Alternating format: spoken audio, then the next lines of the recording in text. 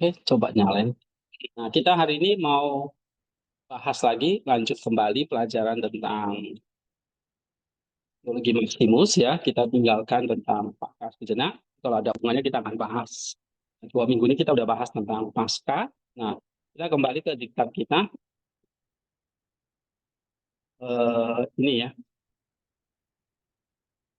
yang punya bisa buka di laptopnya Teologi Saint Maximus ya. Satu pengantar sistematis. Nah, buku ini saya susun secara ringkas, padat, mencakup inti-inti atau poin-poin penting dari doktrin-doktrin yang kita imani ya, atau yang kita uh, yakini, seperti Allah Tritunggal. Ini jangan lupa kamu baca lagi ya.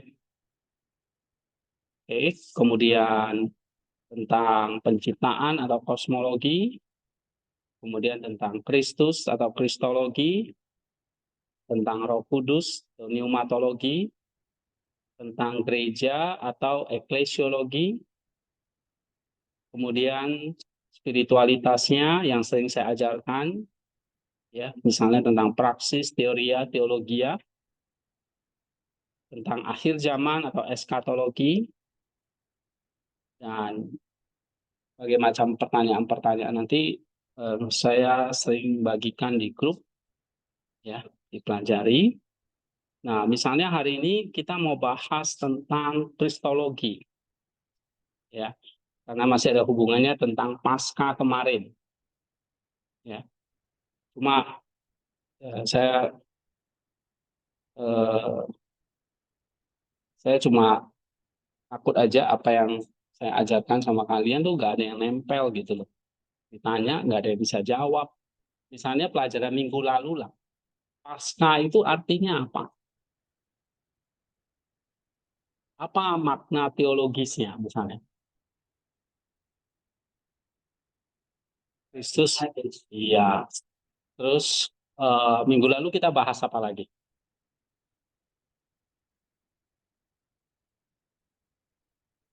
Nih, Damica. Hah?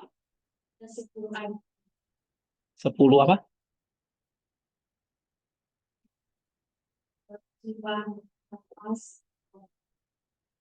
Oh, anatomi jiwa. Oke. Ya, itu kamu saya suruh baca ya.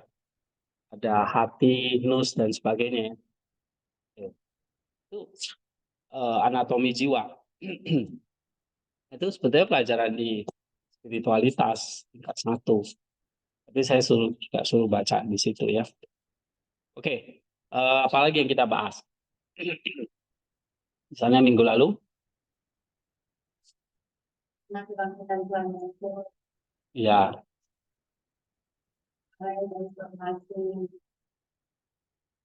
oke. Kita belajar tentang pribadi Kristus kan? Rumusnya apa? Satu pribadi dengan atau yang memiliki satu hipostasis atau satu pribadi dengan 2 kodrat, ya kan? Atau 2 fisis, 2 kodrat, yaitu apa? Allah dan manusia. Satu pribadi dengan 2 kodrat. Nama pribadinya apa? Sang Logos. Kodratnya apa? Kodratnya ilahi dan manusia. Ya kan? Oke, jadi Kristus itu siapa? Pribadi Sang Logos. Apa dia?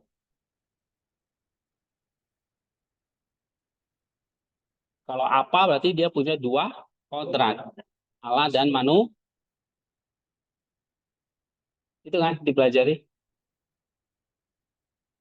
Kalian catat nggak sih? Iya, pasti saya tanya kan, pelajaran minggu lalu tuh kamu mesti pelajari.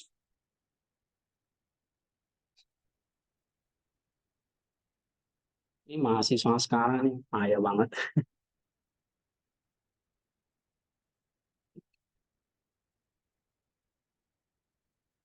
Nih, Zepi. Siapa Kristus itu? Mhm. Pribadi sang Logos. Terus dia memiliki apa? Apanya itu? Dua kodrat, yaitu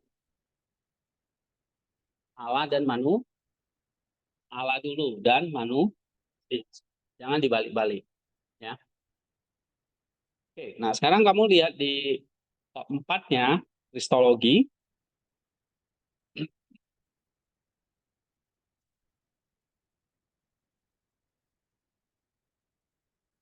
Coba atur. Kenapa nggak muncul? Udah, itu goyang.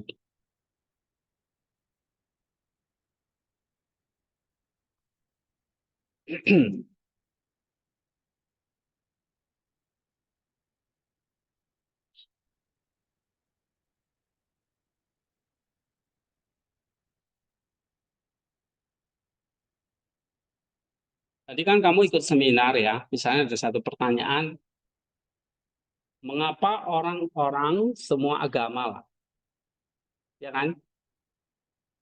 Semua agama, semua manusia, bahkan kosmos ini harus percaya kepada Kristus sebagai juru selamat misalnya, atau dia sebagai Allah, sebagai penyelamat, sebagai Tuhan. Kenapa? Kalau kamu ditanya seperti itu, kamu akan jawabnya seperti apa?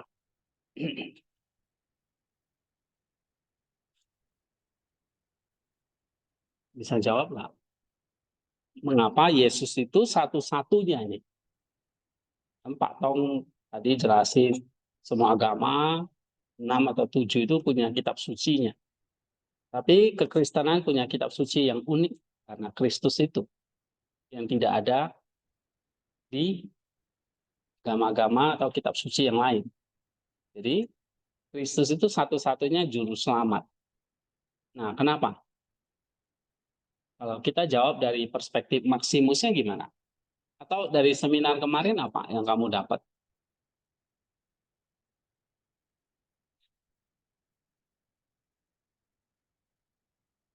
Yang tadi misalnya. Atau pas khotbah kemarin kan di GOR itu. Hmm? Nah, hari ini kita mau bahas itu ya. Tapi sebetulnya saya sudah kasih jawaban yang minggu lalu. Jawabannya tetap pada pribadi dia sebagai sang logos itu dengan dua kodrat. Terus kita bahas tentang pasca, dia mengalahkan maut, kematian, ya kan?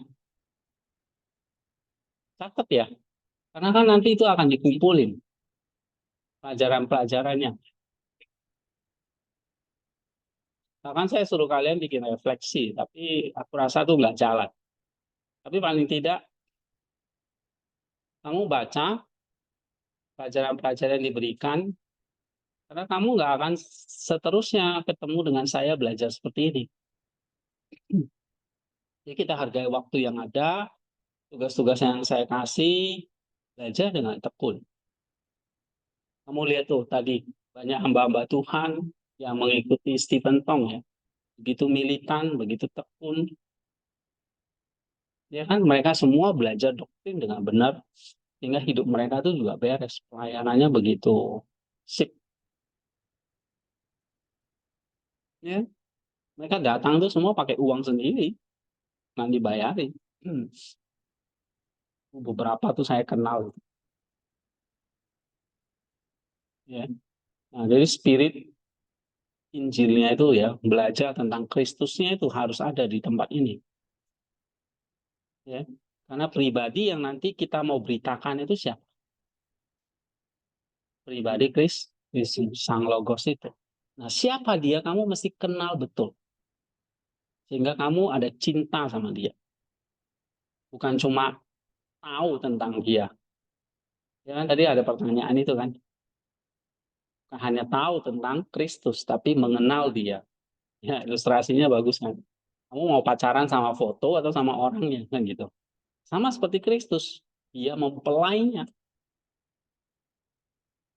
ya kan? Nah, mungkin di dunia ini kita masih lihat dia ikon dia gitu loh.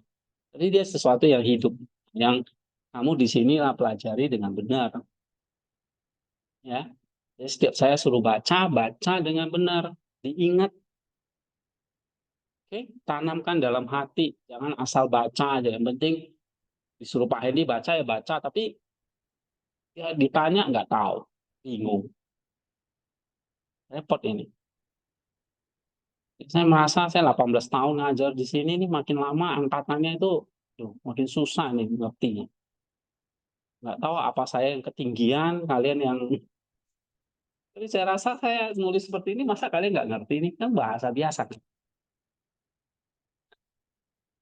Jadi saya selalu merenung ya, apa bahasa saya ketinggian atau saya ngajarnya ketinggian, atau ini anak-anak zaman Gen Z ini harus gimana ngajarnya, saya juga bingung. Kayak video ya, joget-joget baru ngerti. Ya, kalau suruh baca ngantuk lah, kayak selfie ini ya, kayak cacing kepanasan. Ya. Saya nggak ada metode yang lebih baik kecuali kamu baca, kuasai tentang logos itu. Ya. Ini cuma 61 halaman, itu pun nggak selesai satu semester misalnya. Kamu cuma dapat ilmu 61 halaman gitu. Padahal begitu banyak yang kamu bisa pelajari, banyak lagi. Ya, jadi saya harap kalian tuh punya spirit, punya semangat belajar yang benar di sini. Kamu nggak lama di sini, ya, cuma 3,5 tahun, 4 tahun. Ya, jadi jangan buang-buang waktu. Ya, ada kesempatan belajar terus. Mumpung kalian belum diganggu-ganggu kerja ini, kerja itu loh. Ada waktu belajar yang tekun. Kerjakan tugasnya. Ya, ngerti Injilnya, ngerti tentang Kristusnya. Nah, maka Tuhan akan berkati kita. Jadi kalau kalian main-main di sini ya, ini kamu lihat tuh spirit seorang orang tua itu punya karisma luar biasa kan? You know, belum hamba-hamba Tuhan ya. Kamu tadi lihat kesaksian Pak Tama itu. Ya? Masa kamu nggak nempel itu? Ya? Setiap orang punya ceritanya.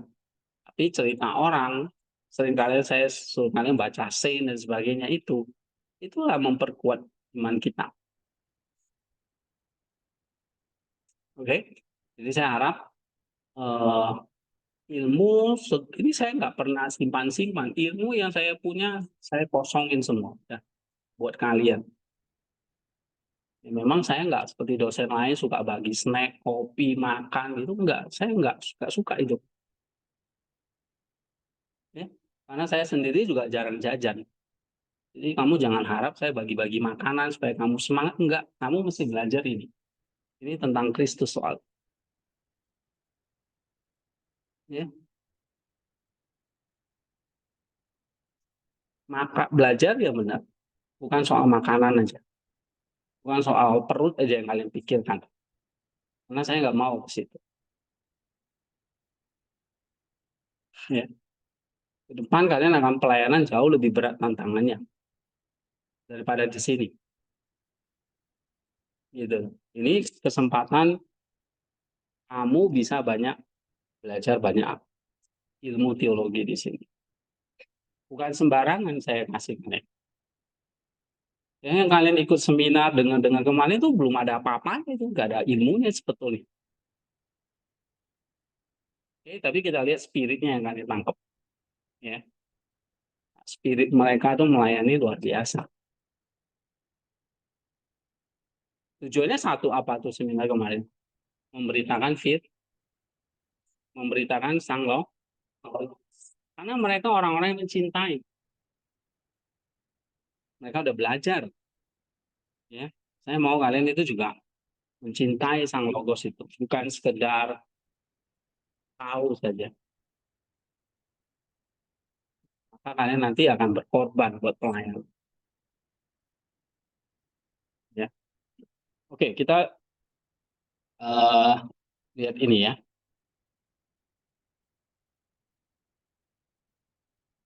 tujuan saya hari ini, saya ingin kalian baca ini, Kristus sebagai hari ini kita kristologi ya, Kristus sebagai satu-satunya mediator, atau mungkin ini juga lebih sederhana. Jadi ada 2 artikel ini yang kita mau bahas ya. Tapi kita baca ini dulu.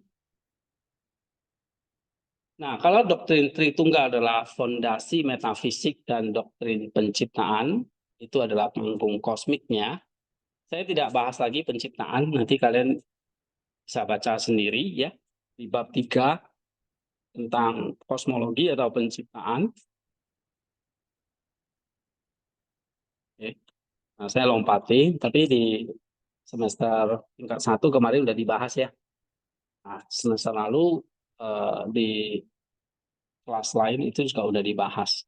Nah, saya mau langsung ke inti yang penting ini karena ini kita udah di pertengahan semester lebih, ya.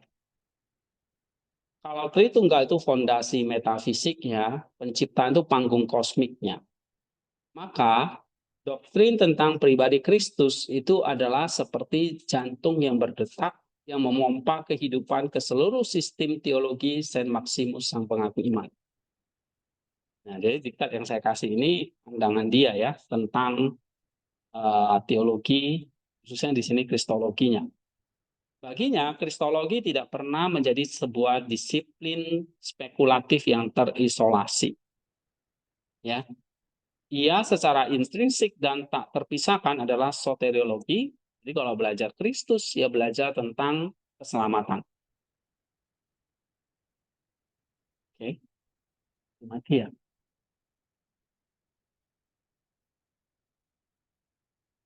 Apa ya?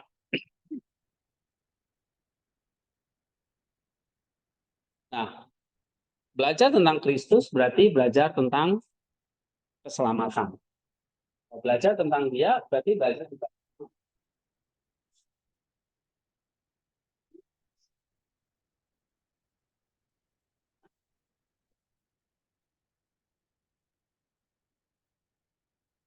tentang kosmologi juga, ya kan?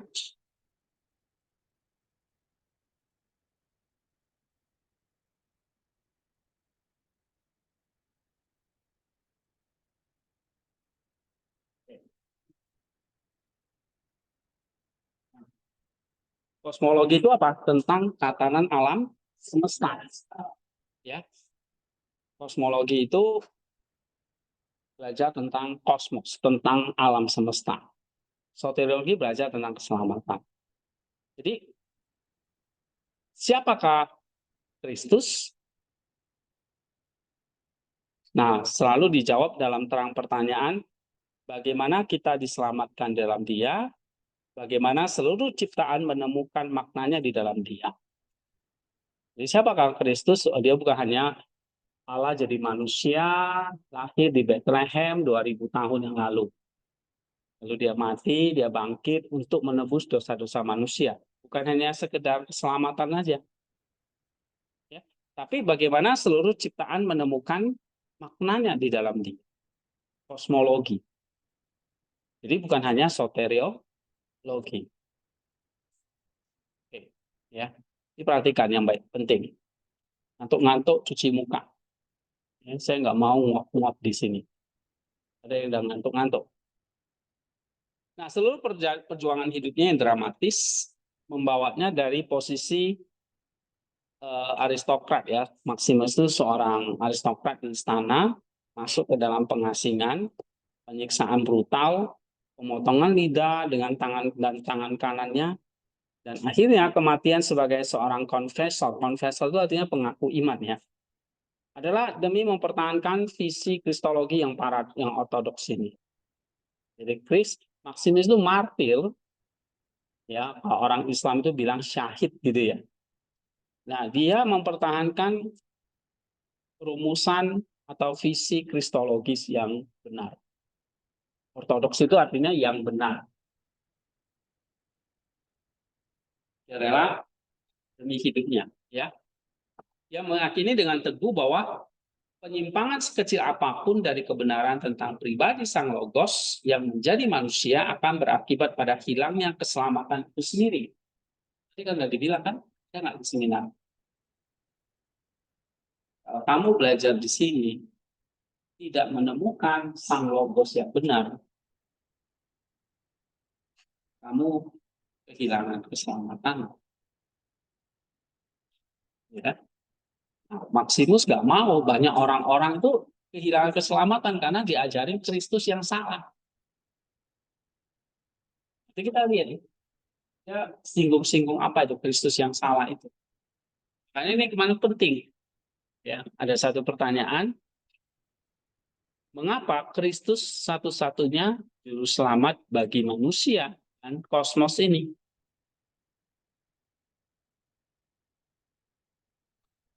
Kamu harus tahu, ini tadi kalau dibilang jantungnya, jantung yang berdetak. Kalau jantungnya masalah ini, maka hidup kita terancam, mati kan?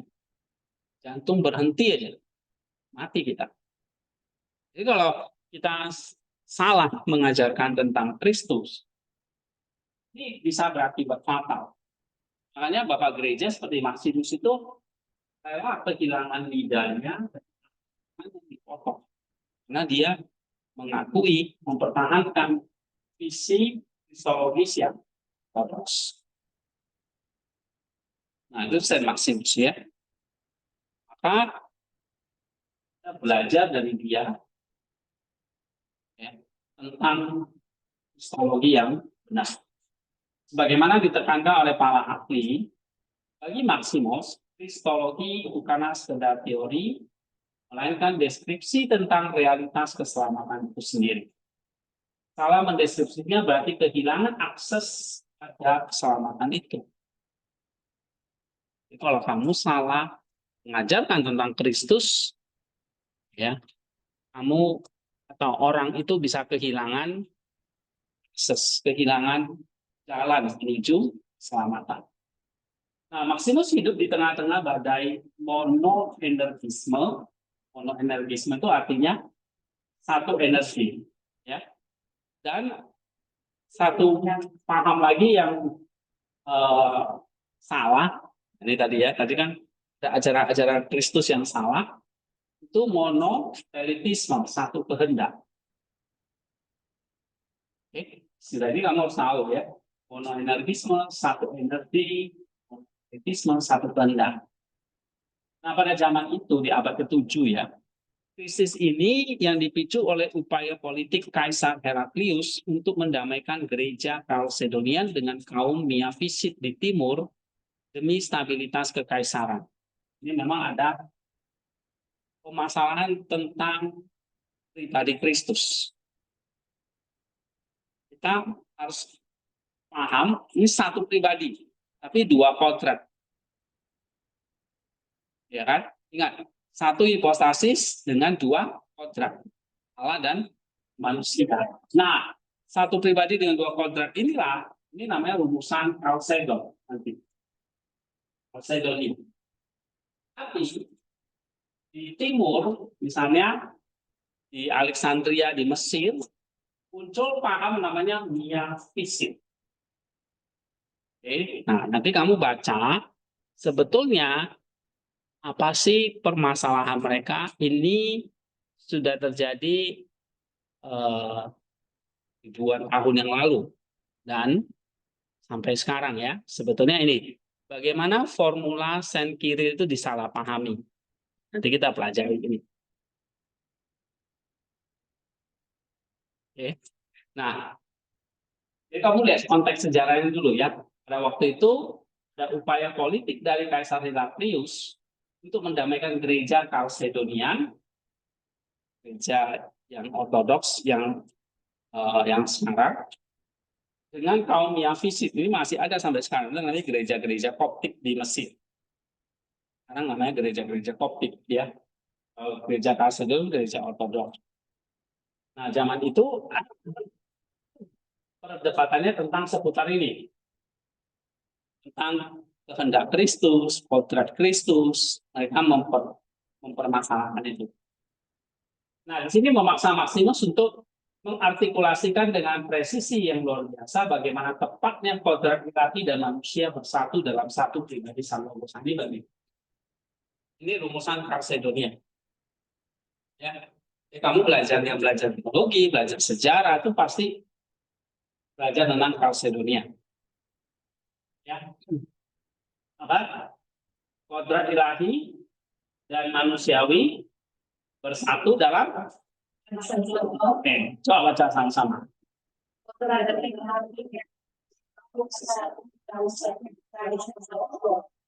Coba semua. 1, 2, 3.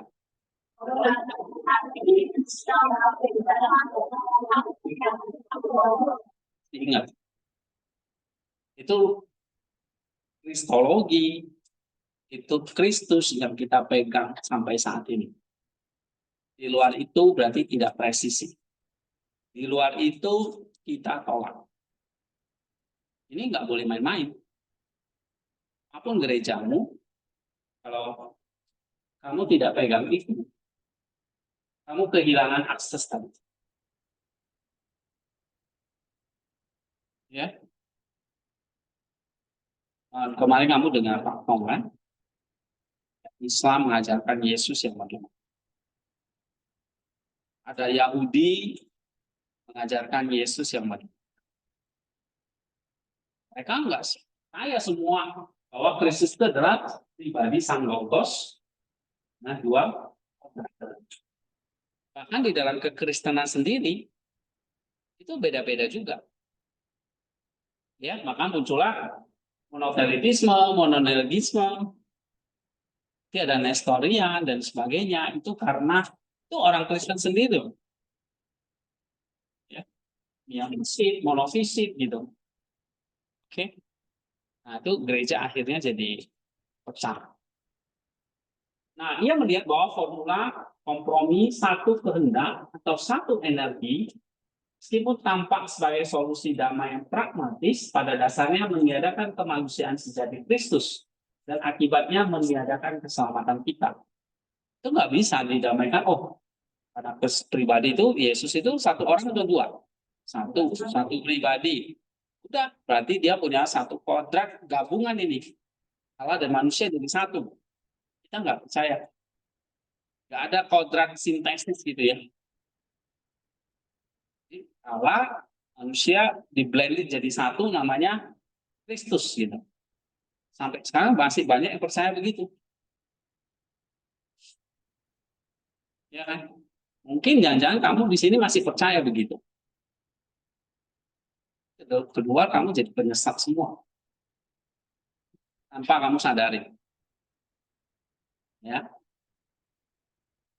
Tapi kalau sekarang umumnya tentang Shopee, tentang TikTok. Nggak ngerti gini mahasiswa sekarang. Ya. Karena yang dilihat, kamu cek aja handphone. Bateraimu habis berapa persen TikTok. Di atas rata-rata 70% baterainya habis buat buka TikTok. Nggak percaya, buka. Ya, daripada kamu habis buat baca buku dan sebagainya. Oke. Jadi kayak gini-gini kamu udah nggak tahu sekarang. Kenapa? Kamu mewarisi iman dari pendetamu yang juga nggak belajar dengan serius di STT. Yang penting lulus, ya. Nah, ini kita nggak mau nambah-nambah gitu. Kamu lulus di sini, pasti paham tentang. Ya, kalau kamu tekun, kamu jadi pintar. Kalau kamu males, yang buat bodoh itu males atau tekun ya. Jadi sumber kebodohan itu dari kemalasan, bukan otak ya. Otak itu terus dilatih dengan tekun itu jadi pintar. Jadi kalau males, situlah kebodohan. Oke, nah kita lihat di sini masalah pada saat itu tentang satu kehendak, satu energi. Karena mereka melihat bingung, Kristus ini kok satu pribadi tapi dua kodrat, mana bisa gitu. Satu pribadi, satu kodrat kayak kita, ya kan? Saya satu pribadi namanya Andy dengan kodrat manusia. Kamu pribadi namanya Selvin dengan kodrat manusia. Sia, kan kodrat binatang. Nah, Kristus juga begitu. Mereka melihat ya Yesus ya punya satu kehendak, satu energi, yaitu kehendak Allah, kehendak atau energi Allah. Nah, ini terjadi namanya monotelitisme atau monofisit gitu. Nanti istilah-istilah kamu harus ngerti ya. Monotelitisme, monotelitisme, miafisit, duofisit, ada monofisit, ada miafisit, ada duofisit, ya. Nah, itu semua membahas tentang Kristus, tentang kodratnya Kristus itu loh. Ya Allah jadi manusia, orang tuh jadi bingung. Apakah tetap bercampur atau terpisah? Nah, ini kan. Ya Allah, ini manusia. Gabung dalam namanya Yesus.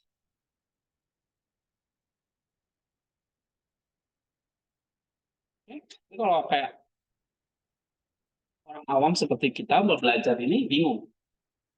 Nah, kita ditolong sama Maximus yang jelaskan. Formulanya udah saya kasih tahu. Satu pribadi, sang logos namanya. Tapi punya dua kodrat. Nah, kalau Kristus tidak memiliki kehendak manusiawi yang sejati dan aktif, maka kehendak manusiawi kita yang sakit dan memberontak tidak pernah disembuhkan dari dalam. Jadi Kristus harus tetap punya kok sebagai manusia. Jadi kalau satu kehendak apa ini? Kehendak ilahi. Kehendak manusiawinya mana? Oh, diteman sama kehendak ilahi. Nah, ini berarti Kristus tidak punya kehendak manusiawi yang sejati dan aktif. Kalau dia tidak punya, maka dia nggak bisa menyembuhkan.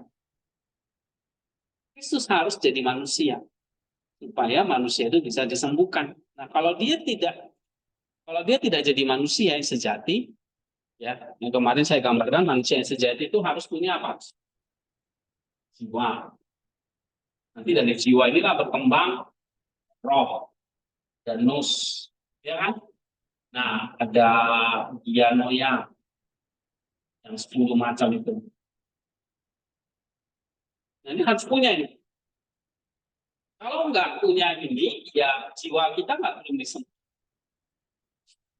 Ya, termasuk di sini punya kehendak, punya epitomia, punya imos, ya kan? Nah, teonia dan sebagainya. Ini harus punya di dalam namanya fakulti jiwa manusia. Nah, kalau Kristus tidak punya kehendak manusiawi, maka bagaimana dia bisa menyembuhkan?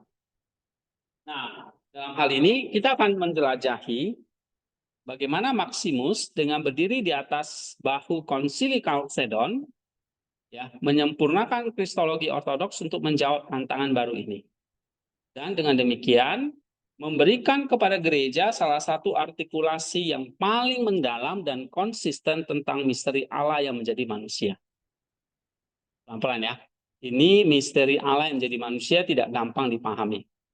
Tapi kita coba baca ya. Kalau kalian ada yang pertanyaan-pertanyaan nanti bisa ditanyakan di grup ya. Kemarin ada teman-teman yang bertanya itu sudah bagus ya. Nah, Maximus adalah seorang pemikir Neo-Chalcedonian yang ulung. Istilah ini seperti yang dijelaskan oleh para ahli sejarah teologi ya, merujuk pada sebuah gerakan teologis yang bertujuan untuk membaca dan menafsirkan definisi Konsili Chalcedon melalui lensa teologi Saint Cyril dari Alexandria. Jadi Neo-Chalcedon itu maksudnya apa? Bukan satu ajaran baru lagi gitu, enggak. Dia ajaran Chalcedon, tapi apa? Satu gerakan untuk membaca dan menafsirkan definisi Konsili Chalcedon melalui lensa teologi Saint Cyril. Nah, ini dia. Oke, dalam sejarah itu seorang bapak gereja dari Alexandria itu bernama Saint Cyril. Siapa dia? Nah, nanti dia mengajarkan tentang ini. Mia physis tu theologu Caesarkomene. Artinya, satu kodrat sang firman yang menjadi manusia. Nah, ini yang akhirnya menimbulkan banyak kesalahpahaman dari para pengikutnya atau mungkin generasi selanjutnya setelah dia meninggal. Nah, muncullah ajaran yang namanya miafisit. Apa bunyi? Jangan jatuh-jatuh, ganggu-ganggu gitu ya. Fokus, belajar yang tenang. Oke. Nah, gerakan ini lahir dari kebutuhan pastoral untuk menunjukkan bahwa Chalcedon bukanlah sebuah pengkhianatan terhadap teologi Saint Cyril yang sangat dihormati oleh kaum Miafisit. Jadi Chalcedon itu bukan mengkhianati Cyril. Cyril itu Chalcedon, cuma waktu dia menulis ini itu sering disalahpahami. Nanti kita bahas yang lengkap di sini ya. Oke. Akhirnya nanti timbul uh, kaum Miafisit ini. Atau sekarang istilahnya kok bisa muncul gereja Koptik ya. Nah, itu karena mereka memahami kirinya berbeda dengan orang-orang Chalcedon. Oke. Nah, di kutub Chalcedon, Konsili Chalcedon ini kan Konsili Chalcedon tahun 451 ya. Nah, itu formulanya yang terkenal yang kita pegang hari ini.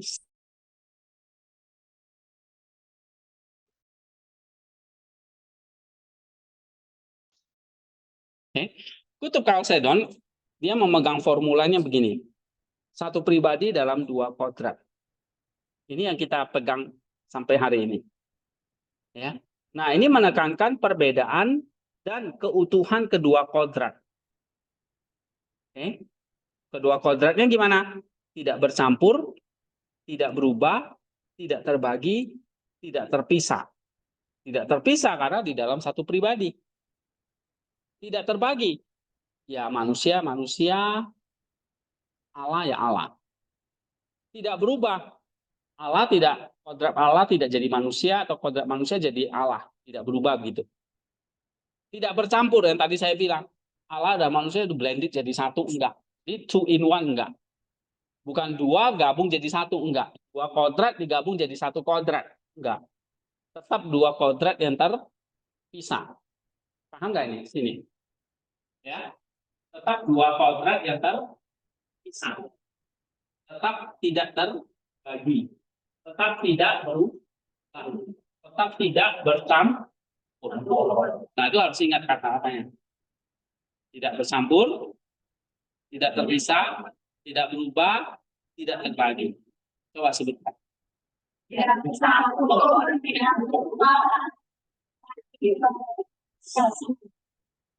Ini tentang dua kodratnya. Apa saja dua kodrat tadi? Pribadinya, sangkok.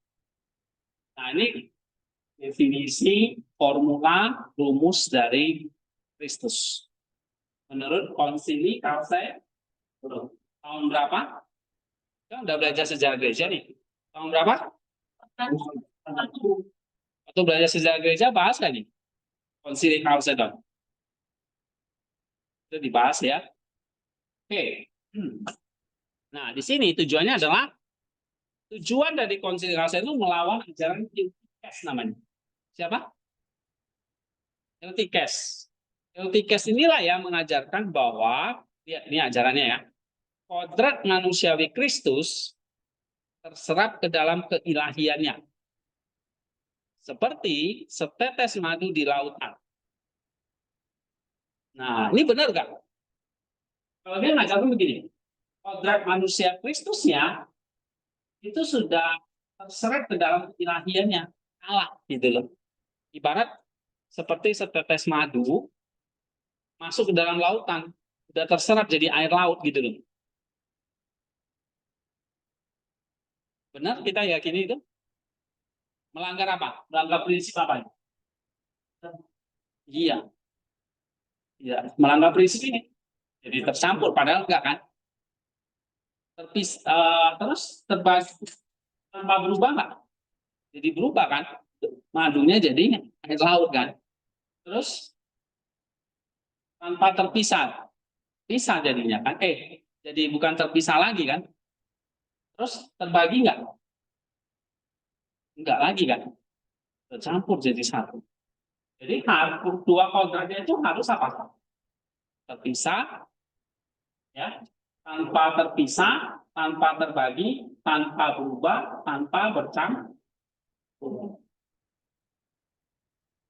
Tidak terpisah karena dalam satu pribadi. Tidak terbagi. Ya, manusia dengan halannya masing-masing. Gitu. Ya. Tidak berubah. Allah tidak jadi manusia, manusia tidak jadi Allah. Tidak bercampur tadi. Kayak Eltiges bilang. Bercampur kan dia bilang kan. Jadi satu kan.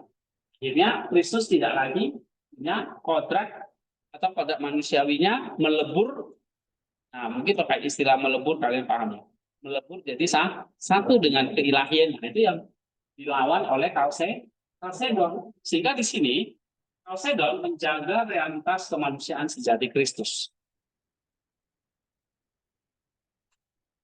Paham? Konsili Chalcedon tahun 451 menjaga realitas kemanusiaan Kristusnya. Oh, kemanusiaan ini tetap utuh, bukan jadi satu dengan keilahiannya. Harus tetap apa? Tanpa bercampur. Ya.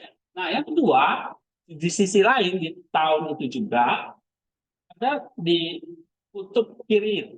Nah, di sebelah timur, Chalcedon itu daerah Bizantium ya.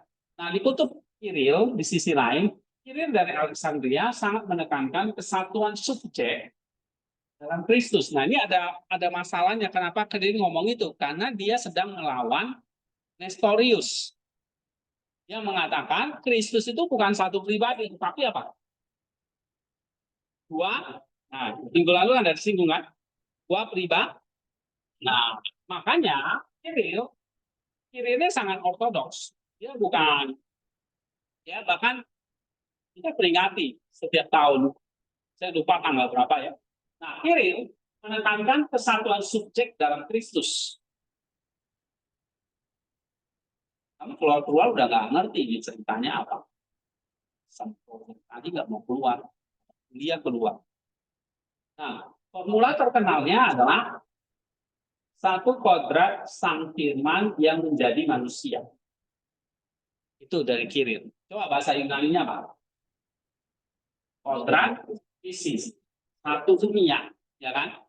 Nia fisis, itu teologu, itu dia sang firman, sesar komene. Sesar komene artinya apa? Menjadi manusia atau menjadi daging. Jadi ada satu kodrat sang firman yang menjadi manusia. Lihat, di sini Kiril memakai kata satu kodrat fisis, bukan hipostasis. Sedangkan kalau di Chalcedon apa? Satu kodrat atau satu apa? Satu pribadi. Kalau Kiril satu kodrat. Nah, tapi jangan berhenti satu kodrat doang. Nanti jadi Eutyches. Satu kodrat sang firman menjadi manusia, itu harus lengkap. Nah, maksudnya adalah dia menegaskan bahwa Kristus itu satu pribadi. Menentang Nestorius tadi, dia mengajarkan Kristus itu dua pribadi. Yang bertindak dan menderita dalam Injil adalah sang logos ilahi itu sendiri, bukan pribadi manusiawinya yang terpisah. Nah, itu. Tapi bagi sebagian orang, kedua penekanan ini tampak bertentangan. Ini satu pribadi kok, di sini kok ngomongnya satu kodrat. Tentangan ini. Padahal sebetulnya enggak. Kiril pakai istilahnya kodrat. Yang dia masuk kodrat itu adalah apa? Pribadi yang bertindak. Bukan kodratnya, pribadinya. Oke, tetap satu pribadi. Nah, ada yang menolak tentang Chalcedon ini. Kiri, Chalcedon itu beda.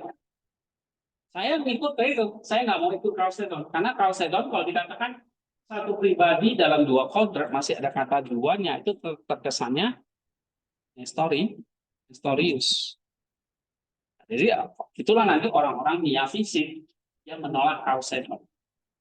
Sekarang namanya kayak gereja-gereja Koptik di Mesir, ya, Armenia, Mesir, gereja. Nah, itu adalah gereja-gereja yang masih mengikuti ini, menolak Chalcedon. Ya, nah nanti kita lihat. Namun Maximus dengan jenius teologinya menunjukkan bahwa keduanya tidak hanya tidak bertentangan, tapi saling melengkapi sebetulnya dan saling membutuhkan. Baik istilah dari rumusan Kiril maupun rumusan Chalcedon. Ingat ya, rumusan Chalcedon apa? Rumusan Kiril apa? Satu kodrat sang firman yang menjadi daging. Miafisis, tu logu, tu teologu, sesar, komene. Ya. Nah, Maximus melihat itu satu hal yang tidak bertentangan, justru saling melengkapi, saling membutuhkan, ya, tentang satu gambaran Kristus yang utuh. Dia mempertahankan dengan gigi gini. Dari Chalcedon yang mengambil realitas dua kodrat yang utuh dan tak tercampur. Jelas ya. Kristus adalah 100% Allah. Jangan kamu kurangi 50% Allah, 50% manusia, nanti tercampur jadinya. Oke, 100% Allah, 100% manusia. Ya. Kodrat manusiawinya dengan semua propertinya, misalnya tadi benda, energi, genoia, nus, roh, itu tidak ditelan, tidak dikurangi, tidak diubah oleh keilahiannya. Nah, kalau Eutyches kan tadi kayak setetes madu kan, di tengah lautan kan. Akhirnya properti manusia Kristus itu ditelan oleh lautan itu kan, ditelan oleh keilahian. Ya, nah kita nggak percaya itu, kita menolak Eutyches. Eutyches itu nanti akhirnya jatuh dalam pandangan namanya monofisit. Apa? Monofisit dari mono itu satu-satunya, beda dengan mia ya. Mia itu satu, dua, mia itu satu. Kalau mono, satu-satunya. Kalau mia, satu. Bisa satu, dua, tiga, dan seterusnya. Tapi kalau mono, ya satu-satunya, tunggal. Gitu. Fisit itu artinya kodrat. Jadi satu kodrat. Nah, di sini, Chalcedon menolak monofisit ini. Karena dia mempertahankan kemanusiaan sejati dari Kristus. Kodrat manusiawinya tadi tidak diubah, tidak ditelan, tidak dikurangi oleh kejadiannya. Kemanusiaan Kristus adalah kemanusiaan kita sejati dan lengkap seperti kita. Ya, seperti Kristus itu sama seperti kita dalam hal kodrat manusianya. Kemudian dia bisa sakit, dia bukan sakit.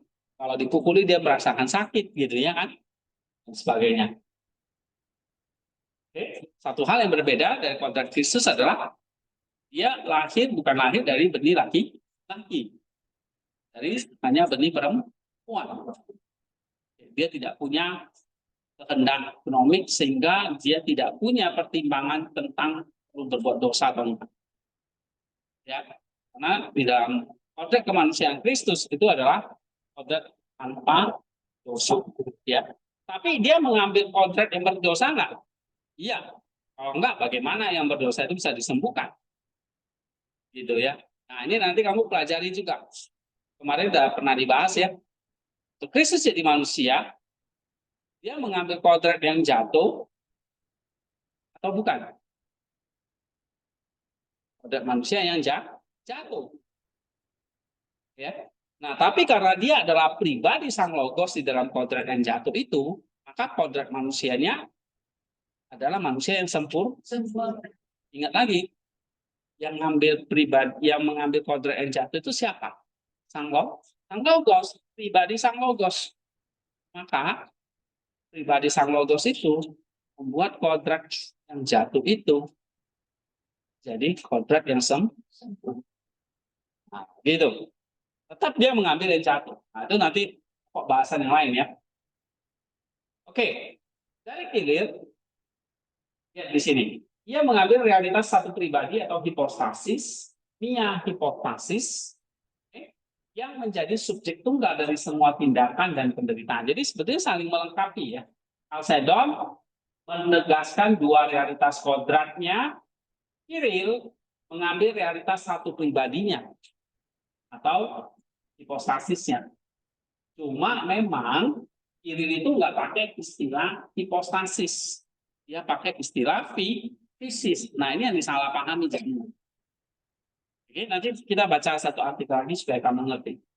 Nah, pribadi yang menderita di kayu salib adalah pribadi yang sama yang menciptakan alam semesta, yaitu Sang Logos Ilahi.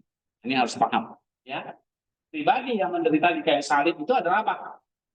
Pribadi yang sama waktu mencipta alam semesta itu, yaitu Sang Logos Ilahi. Tidak ada pribadi manusiawi kedua di samping Sang Logos. Nah, ini yang sering disalahpahami. Pribadinya sama. Sebelum inkarnasi dan setelah inkarnasi sama nggak? Sama. Ada yang mengatakan beda. Sebelum inkarnasi, dia kan belum manusia. Manusia itu soal kodrat ya. Tapi pribadinya sama. Oke? Pribadinya sama.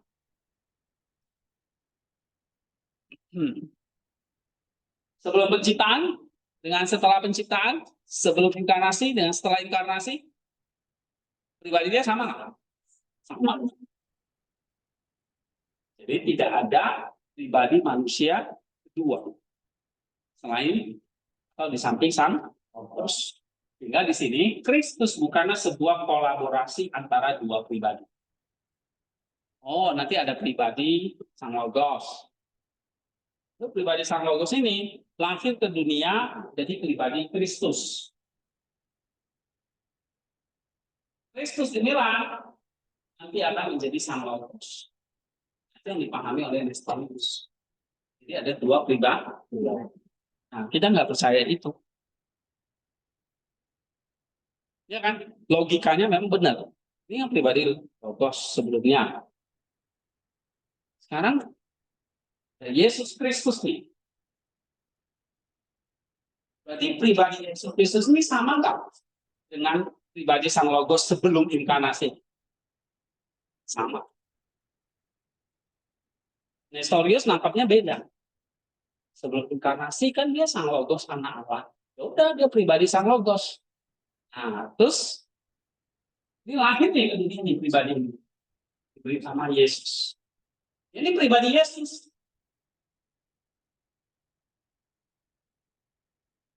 Dua pribadi jadinya. Nah, kamu pasti kan sebelumnya pasti mikir itu kan. Beda kan? Ya, sebelum inkarnasi nama pribadinya apa? Logos. Setelah inkarnasi pribadi Yesus Kristus. Yang diberi nama Yesus Kristus. Dua pribadi kan? Ini yang ditentang oleh Maxim. Salah. Harusnya apa? Pribadi Yesus Kristus itu adalah pribadi sama. Pribadinya nggak pernah berubah. Jadi tidak ada dua pribadi. Atau Kristus itu bukan kolaborasi dari dua pribadi. Ya. Tetap yang lahir di kandang domba itu adalah pribadi Sang Logos. Cuma sekarang dia punya kodrat manusia. Nah, nama manusianya lah diberi nama Yesus Kristus. Jadi nama Yesus itu nama pribadinya atau nama manusianya? Nama manusia. Banyak yang salah ngerti. Yesus Kristus dikira satu pribadi. Yesus Kristus itu adalah nama manusia dari pribadi Sang Logos. Oke. Nah, sintesis ini yang kita sering sebut sebagai kalau satu pribadi yang sama itu namanya persatuan hipostatis. Nah, ini istilah baru lagi. Apa? Persatuan hipostatis. Persatuan hipostatik itulah inkarnasi. Pribadi yang sama, ya sekarang dia bisa mengambil kodrat pribadi. Kodrat Allah itu bisa ditambah lagi menjadi kodrat manusia. Nah, di sini memungkinkan Maximus untuk mengembangkan prinsip yang namanya communicatio idiomatum. Coba bacanya communicatio idiomatum. Artinya apa? Pertukaran materi. Oke. Nah, karena subjeknya kan satu dan sama yaitu sang logos. Sini paham? Subjeknya artinya orang yang bertindak, yang menyembuhkan, mati, yang bangkit, yang naik ke surga itu siapa? Itu subjek yang sama yaitu siapa? Bagi sang logos. Dialah yang cipta. Dia juga lah yang mati di atas kayu. Pribadinya sama. Ya. Nah, itu oke, saya udah bilang jangan jatuh-jatuh. Tidak boleh ada bunyi-bunyi aneh-aneh. Dengerin, fokus ya, supaya nggak jatuh-jatuh. Subjeknya adalah satu dan sama, sang logos. Kita dapat dengan benar mengatribusikan tindakan manusiawi kepada sang logos. Misalnya, Allah disalibkan. Berarti siapa yang disalibkan? Pribadi sang logos. Sang pencipta merasa lelah. Berarti siapa yang merasa lelah? Sang logos. Pribadi sang logos. Jadi karena subjeknya itu sama dan satu dan dua, yaitu sang logos, maka kita bisa mengatribusikan komunikatif idiomatum itu. Mengatribusikan itu artinya menukarkan tindakan manusiawi kepada sang logos. Jadi kita bisa katakan Allah disalibkan. Kok Allah bisa disalibkan? Penjahat yang disalib, ya kan? Benar nggak? Sang pencipta capek, menangis, lelah. Kok bisa sang pencipta merasa lelah? Kok bisa? Kenapa?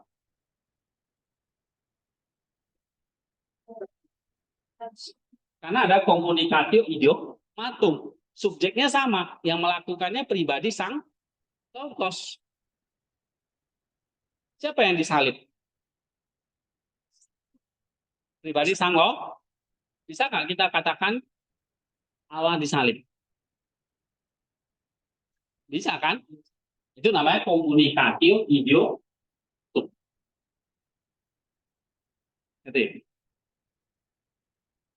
Allah merasa lapar misalnya. Kok bisa Allah lapar? Kenapa? Karena satu subjek yang sama, yaitu sang logos Yesus Kristus yang lapar. Siapa yang lapar? Kristus. Berarti kita bisa mengatakan Allah itu juga lapar. Oke ya. Dan berbagai atribut ilahi kepada manusia Yesus misalnya. Kan bertukar atribut ini. Oke, saya mengatakan tukang kayu dari Nazaret adalah Maha Kuasa. Benar nggak? Tukang kayu dari Nazaret itu siapa? Kristus kan, Yesus Kristus kan, manusianya kan. Saya bilang tukang kayu dari Nazaret itu pun manusia. Manusianya siapa? Kristus adalah Maha Kuasa. Jadi Yesus Kristus adalah Maha Kuasa, benar? Nah, Yesus itu penyembuh, benar nggak? Yesus itu pencipta, benar kan? Yesus itu penyelamat, benar nggak? Yesus itu Maha Kuasa. Yesus itu Maha Penyayang, Maha Esa. Benar. Kenapa kok bisa benar?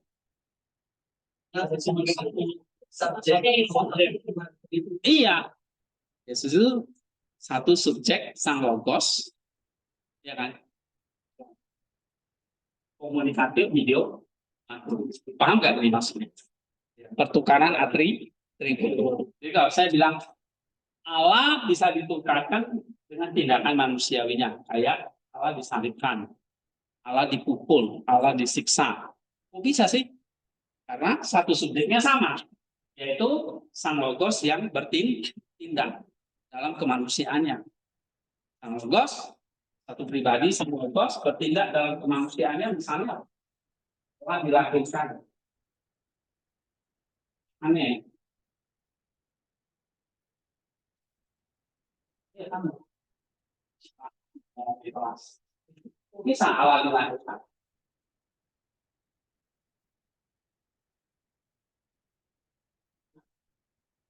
Jamil, kok bisa Allah dilahirkan? Kok bisa Allah disalibkan? Gimana jawabnya? Ada yang bertanya sama kamu, kok bisa Allah disalibkan? Kok Allah kok dilahirkan? Kok Allah kok bisa disiksa? Ya kan? Kok Allah bisa disalibkan? Kok Allah bisa dihianati sama Judas? Kok Allah bisa lapar? Kok Allah bisa dicobai oleh iblis? Nah, kok Allah bisa ini? Nah, kok nah, ada komunikatif video mantu. Komunikasi mantu maksudnya gimana? Jadi hal itu kayak jadi mantu bisa karena satu-satunya subjek yaitu sang logos yang bertindak dalam kemanusiaan. Satu-satunya subjek yang bertindak dalam kemanusiaan. Misalnya Allah itu salib kan manusia kan? Allah bisa disalib. Yang dimaksud Allah disalib itu maksudnya apa? Logos yang disalib. Sang logos itu siapa?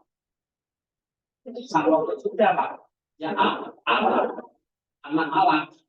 Ya kan? Kalau kita dari Tritunggal dia pribadi kedua dari Allah itu. Kalau benar nggak orang Kristen mengatakan Allah disalib, benar nggak? Nah, karena yang disalib itu sang logos bisa dipertukarkan. Ya, gitu. Disalib adalah sang logos. Nah, siapa sang logos? Dari kedua dari penghitung tunggal. Dia adalah sang logos. Tapi kalau saya bilang Bapak disalibkan, benar kan? Nah, yang disalibkan sang logos. Jadi kalau saya mengatakan Allah disalibkan, kalau Kudus disalibkan, Bapak disalibkan, jadi orang Kudus, gitu ya. Ini sama saya belajar di sini. Ada calon, karetna ada calon. Bingung di kelas.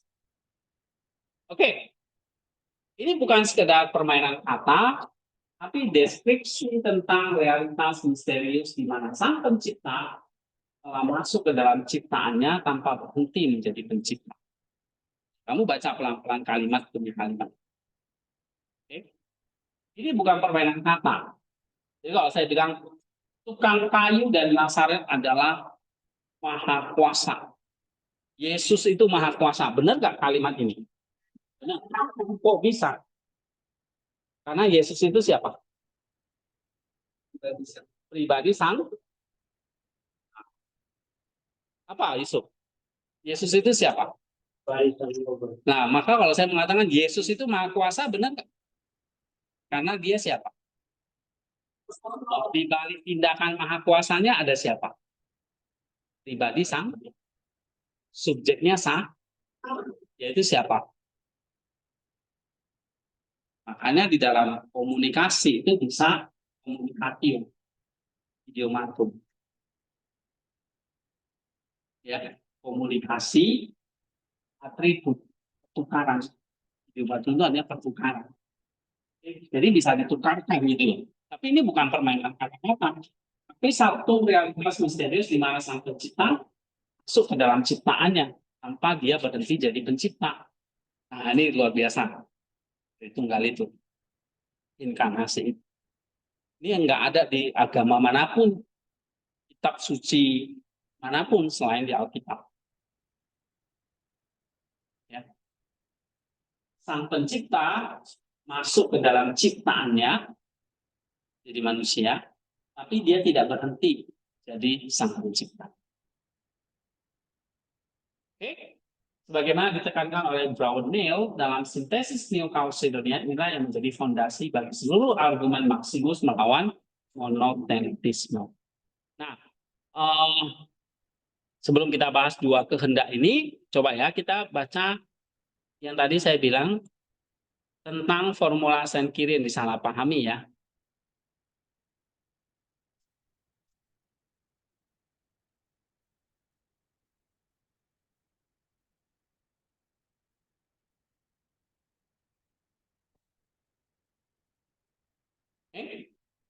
Gampang dibaca. Saint-Cyr secara universal dihormati sebagai pilar ortodoksi kristologi, terutama karena perannya yang menentukan dalam mengalahkan ajaran Nestorius tadi yang mengajarkan apa? Nestorius itu mengajarkan apa? Pribadi Kristus itu dua, ya kan? Satu. Nah, ini yang dikalahkan oleh Kyril di dalam konsili Efesus tahun 431. Jadi 20 tahun kemudian tahun 451 ada lagi namanya konsili Chalcedon. Di tahun 431 ini sudah ribut ini gereja. Karena muncul ajaran Nestorius yang mengatakan pribadi Yesus di Nazaret itu pribadi manusianya. Beda dengan pribadi logosnya. Sedangkan kita kan sama. Yesus yang lagi motong kayu itu siapa?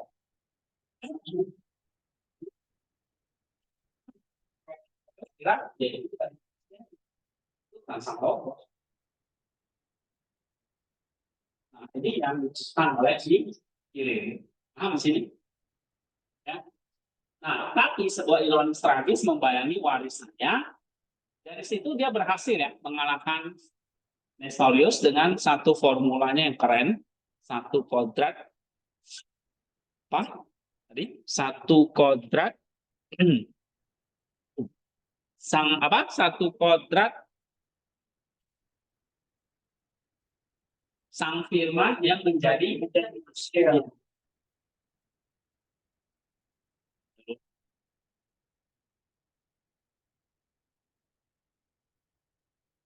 Ini menekankan apa?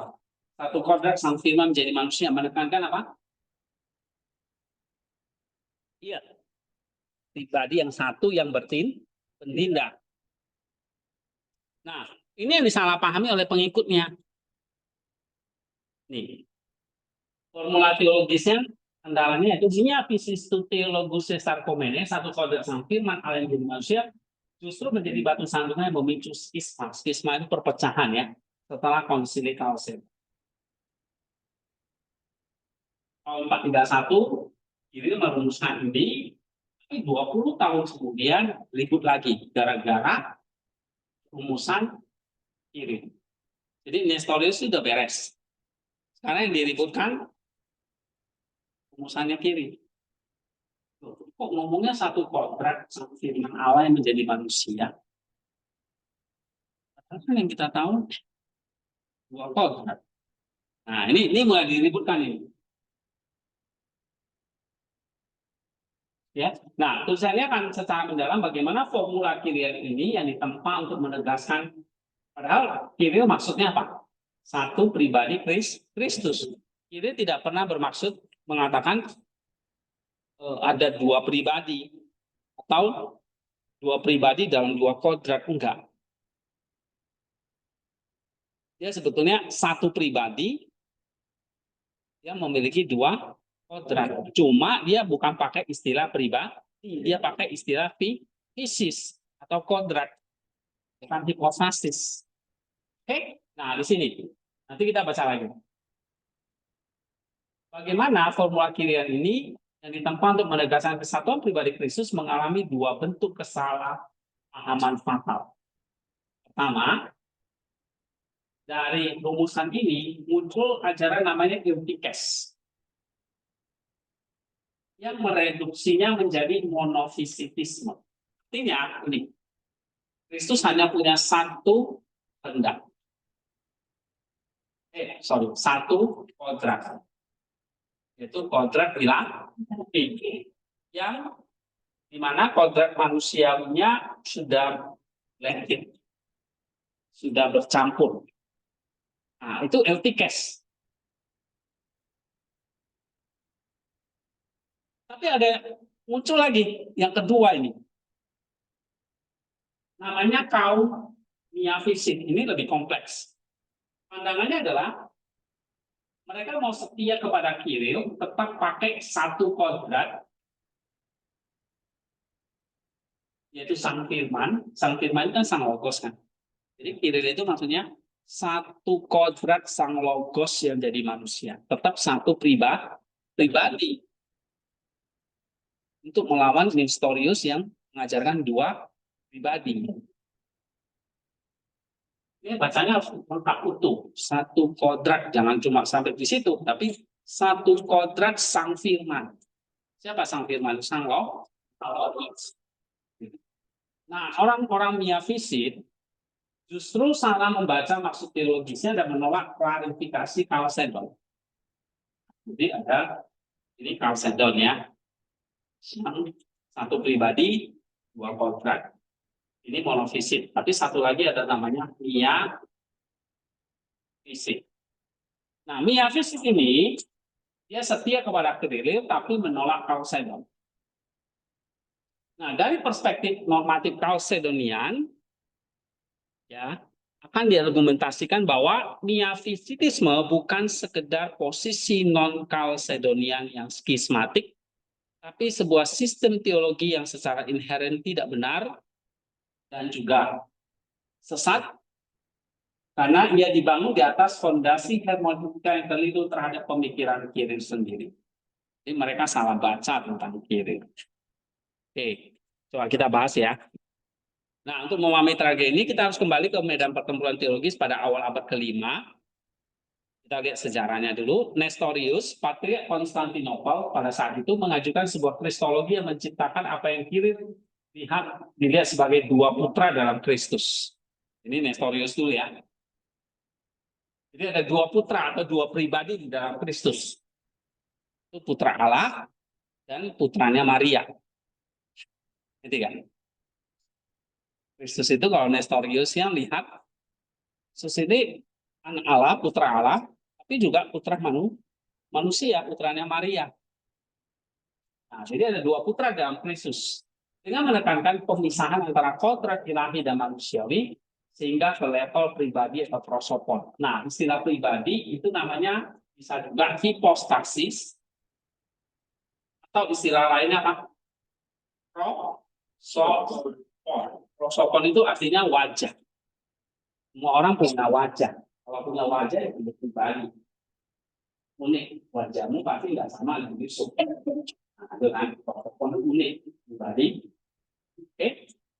Nestorius menyiratkan adanya dua subjek yang beroperasi di dalam sebuah konjungsi moral sinafea, maka implikasinya adalah penolakannya terhadap gelar Theotokos, Bunda Allah bagi perawan Maria, yang dianggap Maria itu hanya melahirkan pribadi manusia tadi yang namanya Yesus.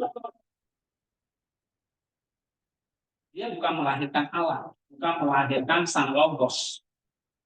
Jadi Maria itu benar-benar melahirkan pribadi namanya Yesus. Kapan nanti Yesus itu jadi Allah? Jadi pribadi Logos itu akan masuk ke dalam diri Yesus. Kita nggak percaya itu. Oke. Jadi Nestorius melihat bahwa ini nggak bisa bersatu gitu. Harus ada pemisahan antara kodrat ilahi dan manusia. sampai ke level yang namanya prosopon atau pribadi. Nggak mungkin satu pribadi itu namanya satu pribadi bagi dia itu pasti satu kontrak.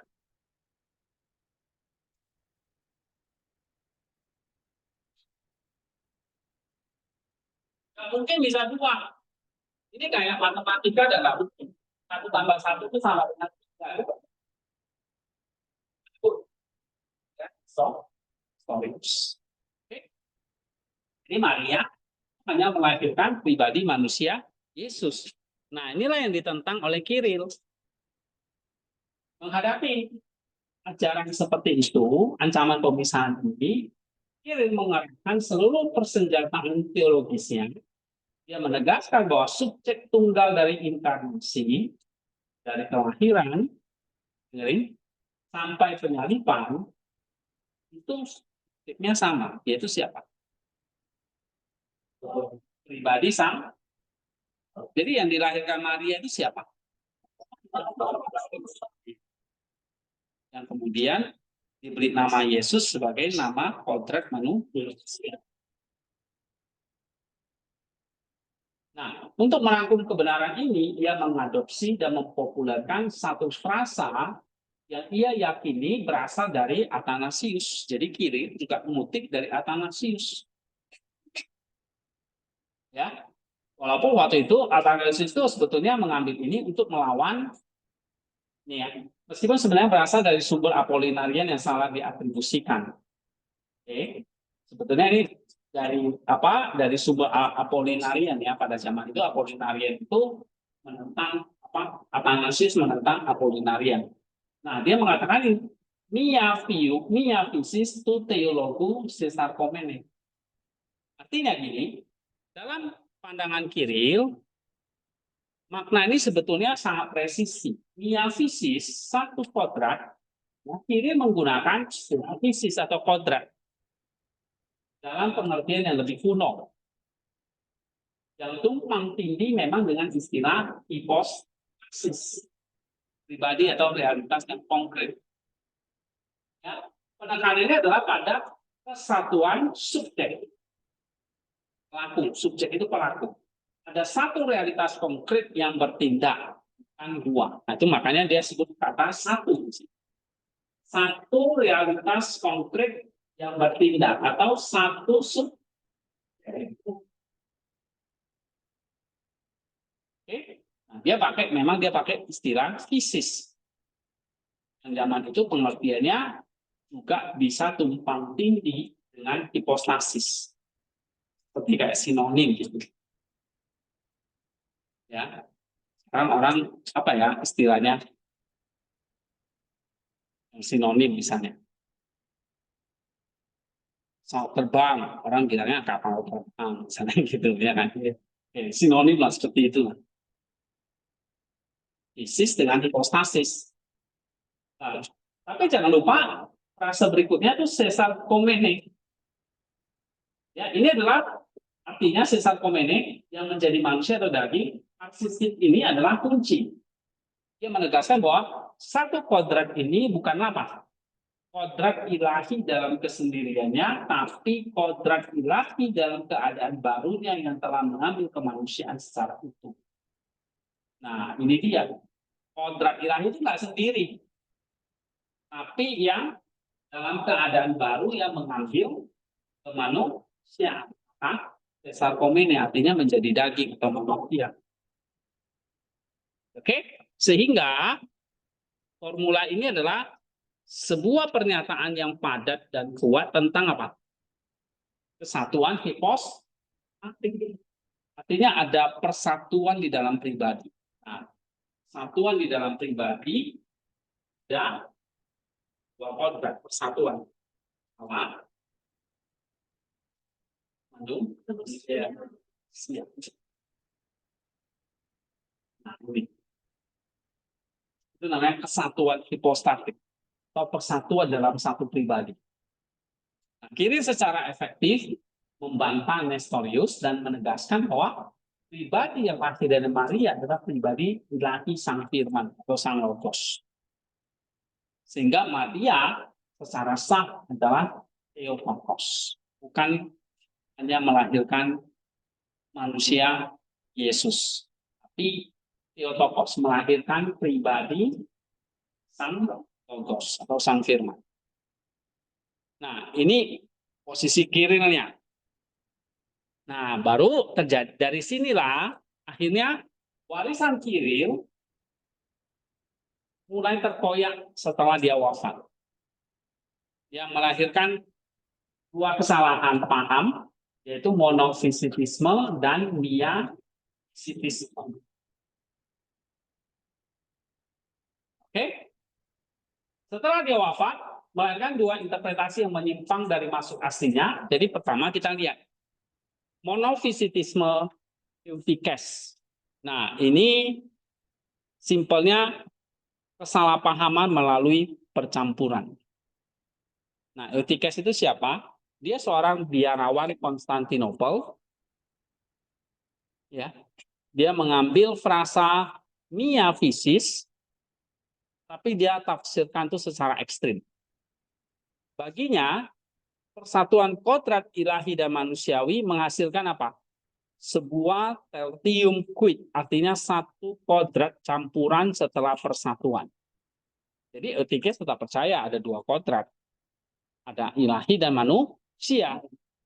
Bisa bercampur, dia bilang.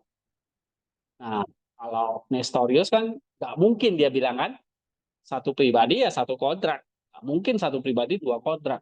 Eutyches bilang bisa, satu pribadi dua kodrat. Cuma dua kodratnya itu jadi campur. Kayak kita campur apa? Sirup dengan air gitu. Ya kan? Sirup markisa campur dengan air. Nah, dia melihat kodratnya Kristus itu seperti tertium quid. Oke. Nah, di mana kemanusiaannya akhirnya terserap oleh keilahian. Ya. Nah, ini adalah bidat monofisisme yang sejati karena secara efektif meniadakan apa? Konsubstansialitas atau kesamaan esensi Kristus dengan umat manusia. Sehingga Kristus itu mau dibilang manusia sejati ya bukan lagi.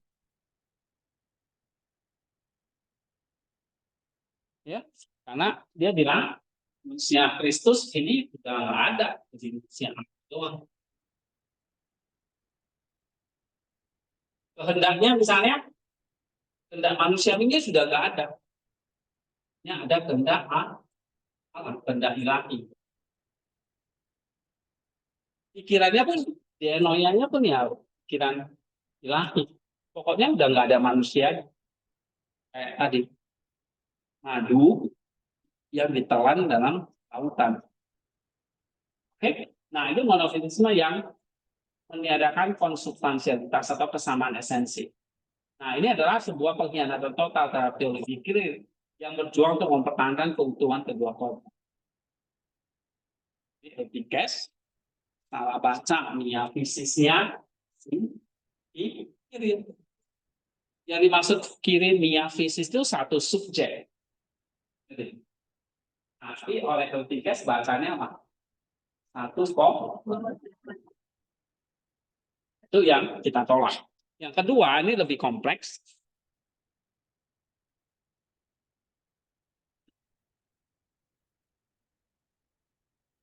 Miafisisme Alexandria. Nah, ini kesalahan paham melalui pembacaan yang keliru juga. Jadi dua-duanya salah bacanya Kiril. Kesalahpahaman yang lebih halus, namun pada akhirnya lebih memecah belah, ya, datang dari para teolog di Alexandria yang menganggap diri mereka sebagai pewaris sejati Kiril. Oke? Mereka menolak ajaran Eutyches, jelas. Kita nggak percaya monofisitisme. Jadi orang miafisit menolak monofisik. Oke? Mereka menolak dua kodrat kok bisa jadi satu. Oke? Nah, tapi mereka tetap berpegang pada interpretasi bahwa miafisis adalah deskripsi definitif dari Kristus setelah persatuan. Jadi setelah persatuan dua kodrat ini, alam plus manusia ini menghasilkan namanya bia fisis. Nah, ini dia. Tapi pertanyaan kita kan akhirnya ini jadi kodrat baru. Kodrat sintesis dari dua kodrat yang sebelumnya tidak ada kan? Ya kan? Sebelumnya ada? Tidak ada. Setelah Allah dan manusia ini ada, baru ada. Ini kan jadi kodrat baru kan? Nah, ini yang kita nggak percaya. Nggak ada kodrat baru. Nah, maka dia bilang, ini deskripsi definisi dari Kristus setelah persatuan mereka mengembangkan teologi mia fisik yang dirangkum dalam formula gini. Satu kodrat gabungan yang berasal dari dua kodrat. Paham sih? Orang mia fisik ini, ya, mia fisik ini, dia bilang apa? Ada satu kodrat, yaitu mia fisik, tapi berasal dari mana? Berasal dari dua kodrat, yaitu apa? Allah dan manusia. Jadi Allah dan manusia itu membentuk namanya satu kodrat baru, namanya apa? Satu kodrat gabungan. Itu yang tadi yang dianggap Iren itu ngajarnya seperti itu. Mia fisis tu legu, tu teolegu, logus sesarkomene itu dianggap satu kodrat gabungan. Itu mia fisis. Tadi kalau monofisik, ingat aja madu diteteskan di lautan, ya kan? Manusianya hilang, ditelan ke ilah, ya. Yang ada hanya satu kodrat. Sedangkan mia fisik satu kodrat benar, tapi itu berasal dari dua kodrat. Ya. Sobat Messi. Ya, mak. Mia fisik itu apa? Dua kodrat yang berbentuk satu kodrat baru. Iya. Satu kodrat yang berasal dari dua kodrat. Itu namanya mia fisik. Nah, kita lihat di sini. Ini letak kesalahan hermeneutiknya. Mereka gagal memahami bahwa Kiril menggunakan mia fisis bukan sebagai alat polemis untuk menegaskan Kiril menggunakan mia fisis itu sebagai alat polemik, alat polemis, alat untuk berdebat gitu ya, untuk menegaskan kesatuan pribadi terhadap Nestorius, bukan sebagai definisi ontologis yang lengkap tentang hubungan antar kodrat. Nah, jadi harus ngerti konteks Kiril memakai istilah mia fisis, ya satu kodrat itu, ini untuk menegaskan kesatuan pribadi tentang Nestorius. Jangan dianggap sebagai definisi ontologis yang lengkap tentang hubungan antar kodrat. Mereka mengabaikan banyak tulisan Kiril lainnya, seperti dalam surat formula persatuan, di mana ia dengan senang hati menerima pernyataan persatuan dari dua kodrat untuk menjelaskan bahwa perbedaan kodrat-kodrat tersebut tidak ditiadakan oleh persatuan. Jadi walaupun bersatu nih dalam satu pribadi, tetap dua kodratnya terlihat bukan jadi nyatu. Nah, kalau orang mia fisik bilang enggak. Allah, manusia ini membentuk satu kodrat namanya mia fisis. Ya, membentuk apa namanya? Mia fisis. Salah. Oke, dengan memutrakan satu frasa di atas keseluruhan korpus pemikiran Kiril, kaum mia fisis telah salah membaca maksud Kiril yang sesungguhnya, ya, dan akhirnya menciptakan satu sistem teologis yang kaku, dan disinilah terjadinya perpecahan gereja. Jadi banyak gereja-gereja yang mengikut Kiril memisahkan diri dari Chalcedon. Nah, itulah namanya, kan kita istilah kalau kita ketemu itu kayak gereja-gereja Koptik di Mesir, di Armenia, ya, dan beberapa di negara Eropa Timur. Oke, itu tentang miafisit.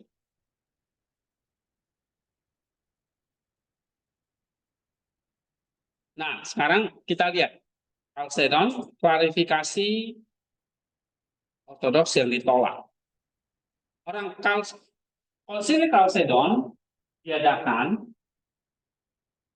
kan sebelum ada konsili itu ribut ya tentang Kiril ini. Ada miafisit, ada monofisit, gitu. Nah, lalu muncullah Chalcedon mau memberikan solusi sebetulnya. Ini sambil belajar sejarah sedikit ya. Oke, coba kamu baca biar nggak ngantuk. Dengan nih, dengan dibantu oleh Tommy dan Paul yang dari Bandung, sini merumuskan sebuah definisi yang secara jenis tapi tidak berproduksi. Kiriya tanpa terjebak dalam terminologinya yang rawan dalam hal. Definisi kalau satu pribadi dalam dua kodrat. Satu pribadi, nah, and duo visit, ya. Terus satu tanpa percampuran, tanpa perubahan, tanpa pemisahan. Nah, ini kamu mesti hafal nih. Coba, tanpa dua kodrat itu bersatu dalam satu pribadi, tapi tidak bercampur, tidak berubah. Allah tidak jadi manusia, manusia jadi Allah. Tidak terpisah karena dalam satu pribadi. Kemudian tidak terbagi-bagi, ya, karena mereka ada di dalam satu pribadi. Dibagi kayak nanti jadi dua pribadi lagi, gitu, enggak. Oke, inilah keseimbangan sebetulnya Chalcedon ini.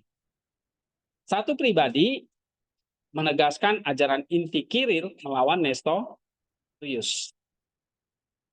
Dua kodrat ini sebetulnya menolak apa? Monofisit dari Eutyches.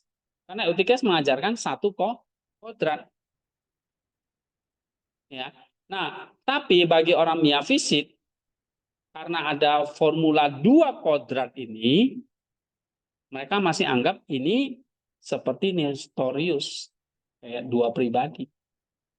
Karena mereka menganggap kata kodrat itu sama seperti pribadi.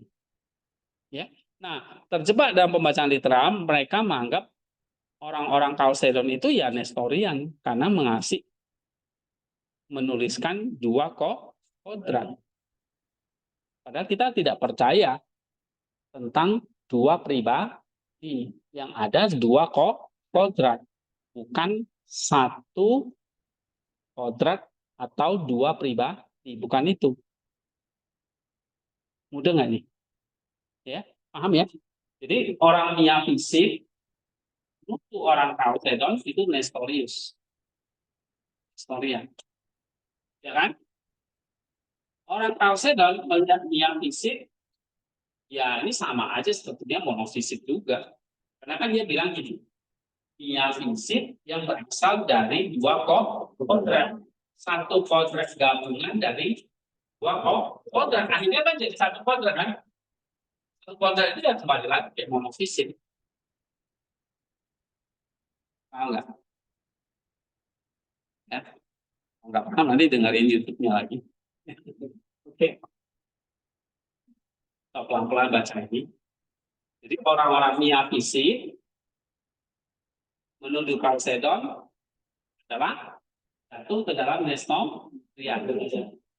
Sedangkan orang-orang Chalcedon melihat miafisit ini ya monofisit aja, cuma ganti baju aja.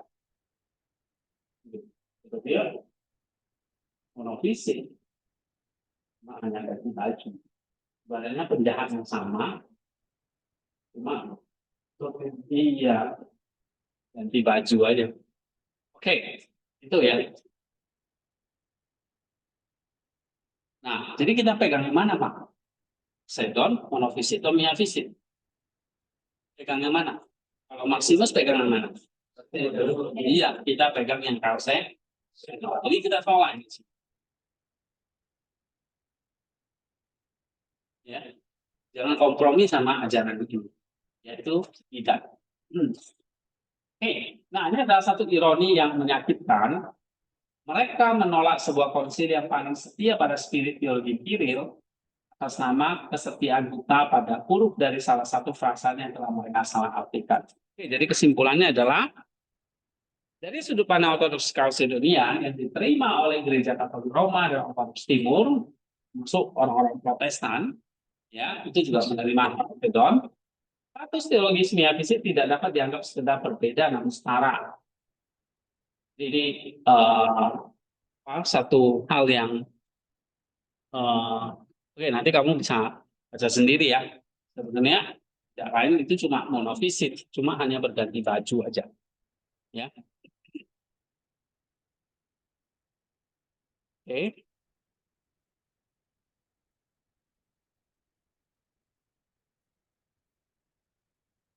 Nah itu tadi sekilas tentang apa? Monofisit, miafisit, dan kalsedon. Yang ini cerita sebetulnya sudah terjadi di abad kelima. Sampai sekarang sudah damai belum? Belum. Walaupun sudah ada dialog-dialog ya. Tapi masing-masing tetap mempertahankan pandangannya. Ya, ya ini di Kalsedon itulah tahun 451 akhirnya banyak gereja-gereja yang memisahkan diri. Ya.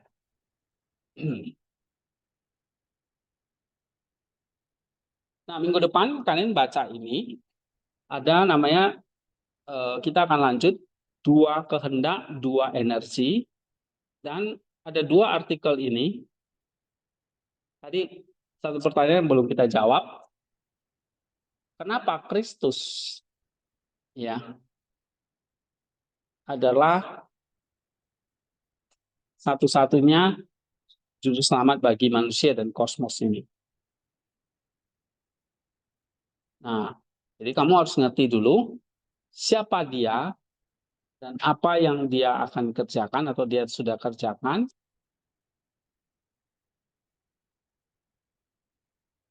Ya. Nah, ini ada satu pertanyaan penting. Kenapa kok dia satu-satunya juru selamat? Sini Kristus mengambil pertanyaan gini, apakah Kristus mengambil kodrat yang telah jatuh atau belum? Nah, ini nanti hal-hal yang kayak gini kita akan bahas minggu depan. Ini ada dua artikel yang juga saya share nanti ya.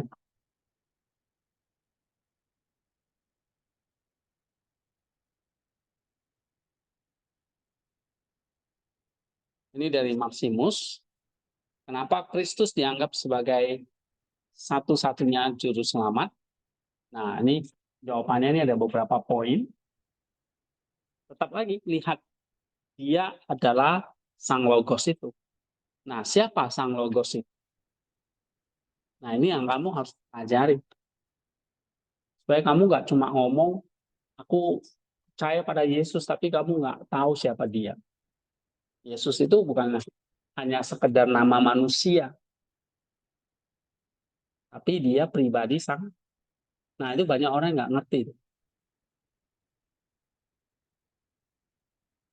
Oh, Yesus itu bukannya sekedar tokoh pendiri agama Kristen misalnya, yang radikal di abad pertama, yang disalib oleh orang Yahudi atau orang Israel. Bukan itu. Iya benar dia disalib. Tapi yang disalib itu siapa? Siapa yang disalib? Yesus namanya. Nama manusianya kan. Tapi di balik itu siapa yang disalib? Allah yang disalib. Kok bisa Allah yang disalib? Karena sang logos, pribadi sang logos yang disalib. Ya kan? Sang logos itu siapa? Allah. Pada mulanya adalah logos. Pada mulanya adalah firman. Firman itu bersama-sama dengan Allah, ya kan? Nah, sang logos itulah Allah.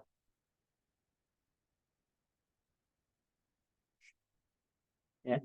Nah, kita jangan gampang kayak Nestorius itu.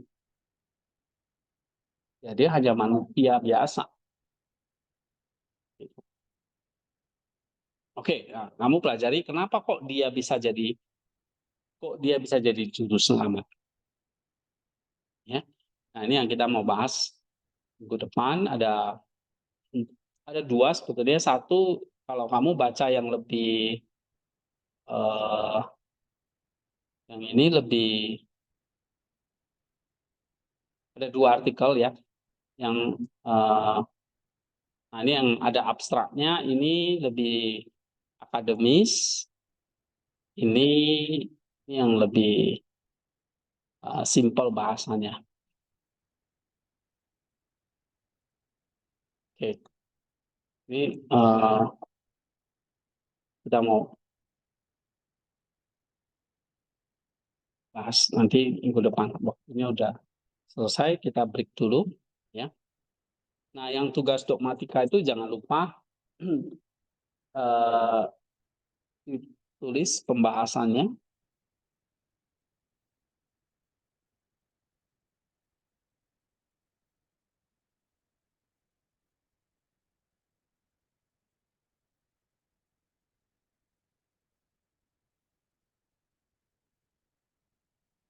Jadi tolong minggu depan kamu baca kelanjutannya ini